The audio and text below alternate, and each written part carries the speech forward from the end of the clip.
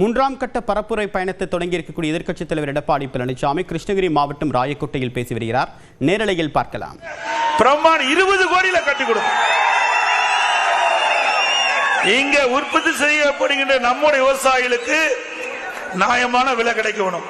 நாம் உற்பத்தி செய்யப்படுகின்ற இந்த மலர்கள் அண்டை மாநிலமான பெங்களூருக்கு சென்று அங்க போய் விற்பனை செய்யக்கூடிய அவல நிலையை மாற்றி இவர்கள் மரியாதைக்கு கேபி அவர்கள் கேட்டுக்கொண்டதுக்கு இணங்க இந்த பகுதியில ஒசூர் பகுதியில் 20 கோடி மதிப்பில் சர்வதேச ஏல மையம் ஒன்றை ஆரம்பிக்கப்பட்டு அது அப்படியே பூட்டி கிடக்குது. இன்றைக்கு வரைக்கும் அதை முழுமையாக திறக்கல. அதை திறந்து அங்கே சர்வதேச இருக்கிற ஏல மையத்தை நடத்துகின்ற பொழுது பல்வேறு பகுதியிலிருந்து வியாபாரிகள் வந்து அந்த மலரை வாங்கி வெளிநாட்டுக்கு அனுப்பக்கூடிய சூழ்நிலை வருகின்ற பொழுது நம்முடைய விவசாயிகளுக்கு நல்ல விலை கிடைக்கும். ஆனா அரசியல் காழ்ப்புணர்ச்சியின் காரணமாக அனைத்து இந்திய அண்ணா திராவிட முன்னேற்ற கழக ஆட்சியில் கொண்டு வரப்பட்ட திட்டம் என்ற ஒரே காரணத்திற்காக விவசாயிகளை பழிவாங்கின்ற அரசாக இந்த விடியா திமுக அரசு இருக்கின்றது. மீண்டும் உங்களுடைய துணை கொண்டு அண்ணா திமுக ஆட்சி மலர்ந்தவுடன் இந்த சர்வதேச ஏல மையம் திறக்கப்படும். இங்க இருக்கிற விவசாயிகளுக்கு நியாயமான விலையிலே இந்த மலர்கள் விற்பனை செய்யக்கூடிய ஒரு சூழலை உருவாக்கி தருவோம். அதோட இன்றைக்கு இது வேளாண் நிறைந்த பகுதி. அனைத்து இந்திய அண்ணா திராவிட முன்னேற்ற கழக ஆட்சி இருக்கின்ற பொழுது இன்றைக்கு வேளாண் பெருமக்கள் எந்த நேரத்துக்கு சென்றாலும் மின் மோட்டரை இயக்கலாம். இப்பொழுது அதில் அப்படி இல்லாத ஒரு சூழலை ஷிப்ட் முறையில் இப்போட மின் மோட்டருக்கு ஷிப்ட் முறையில் தான் இன்றைக்கு மின்சாரத்தை இன்றைக்கு வழங்கக்கூடிய சூழ்நிலை. இதனால் விவசாயிகள் கடுமையாக பாதிக்கிறாங்க. ஏன்னா பகல் நேரத்தில் தான் விவசாய தொழிலாளி வர்றாங்க. அப்படி பகல் நேரத்தில் மும்முனை மின்சாரம் இருந்தால் தான் அந்த வேளாண் பணி சிறப்பாக செய்ய முடியும். ஆனால் இரவு நேரத்தில் அந்த மின் மோட்டரை இயக்கக்கூடிய அளவிற்கு ஷிப்ட் முறையில் அந்த மும்முனை மின்சாரத்தை வழங்கினால் விவசாயி பாதிக்கப்படுவார்கள். மீண்டும் அதிமுக ஆட்சி வந்த பிறகு ஏற்கனவே அறிவிக்கப்பட்டபடி 24 hours 24 மணி நேரம் விவசாயிக்கு மின் மோட்டரை இயக்கலாம். அதே போல இந்த மலர்களுக்கு உற்பத்தி செய்கின்ற இந்த கொய் மலர்கள் உற்பத்தி செய்வதற்கு நிறைய மானியம் கொடுத்தோம்.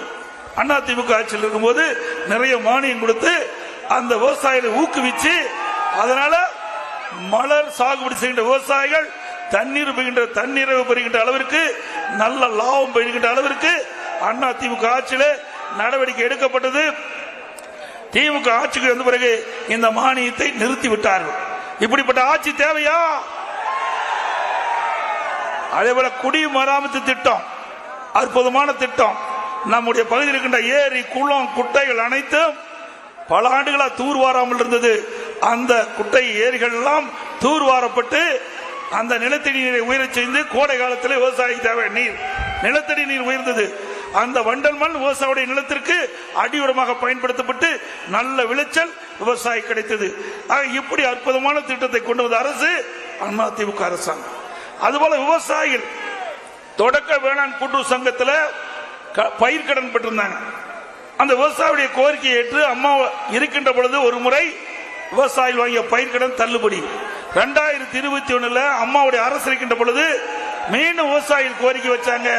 அந்த கோரிக்கை ஏற்று அதிமுக அரசு 12,100 கோடி விவசாயிகள் வாங்கிய பயிர்க்கடன் தொடக்க வேளாண் கூட்டுறவிலே தள்ளுபடி செய்யப்பட்ட அரசு. ஒரே 5 ஆண்டில் 2 முறை கடன் தள்ளுபடி செய்யப்பட்ட ஒரே அரசாங்கம் அதிமுக அரசாங்கம். வறட்சி வருகின்ற பொழுது அந்த விவசாயிகள் துன்பப்படக்கூடாது என்பதற்காக அவர்கள் பயிரிட்ட பயிர்கள் எல்லாம் அந்த வறட்சியால் சேதமடைந்தது. அதையெல்லாம் கணக்கிட்டு அந்த விவசாயிகளுக்கு அனைத்து இந்திய அண்ணா திராவிட முன்னேற்ற கழக அரசு இருக்கின்ற பொழுது அவர்களுக்கு இழப்பீட்டு தொகை வறட்சி நிவாரணம் கொடுத்த ஒரே அரசாங்கம் தமிழ்நாட்டில் அதிமுக அரசாங்கம். 2248 கோடி கொடுத்தோம். அது மட்டுமல்ல, நம்முடைய கிருஷ்ணகிரி மாவட்டத்தில் மா விளைச்சல் அதிகமாக இருக்குது.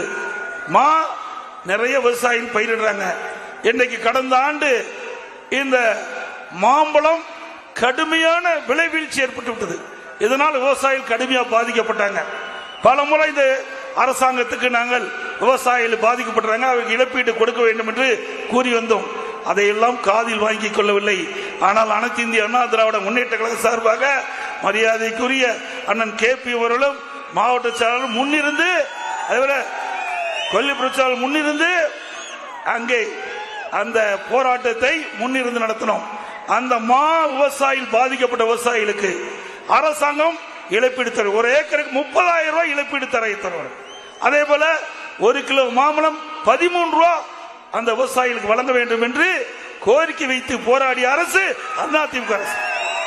எப்பொழுதெல்லாம் விவசாயிகள் பாதிக்கப்படுகிறார்களோ அப்பொழுதெல்லாம். கிருஷ்ணகிரி மாவட்டம் ராயக்கோட்டை பகுதியில் அதிமுக பொதுச் செயலர் எடப்பாடி பழனிசாமி தன்னுடைய பரப்புரை மேற்கொண்டதை நேரலையில் பார்த்தோம்.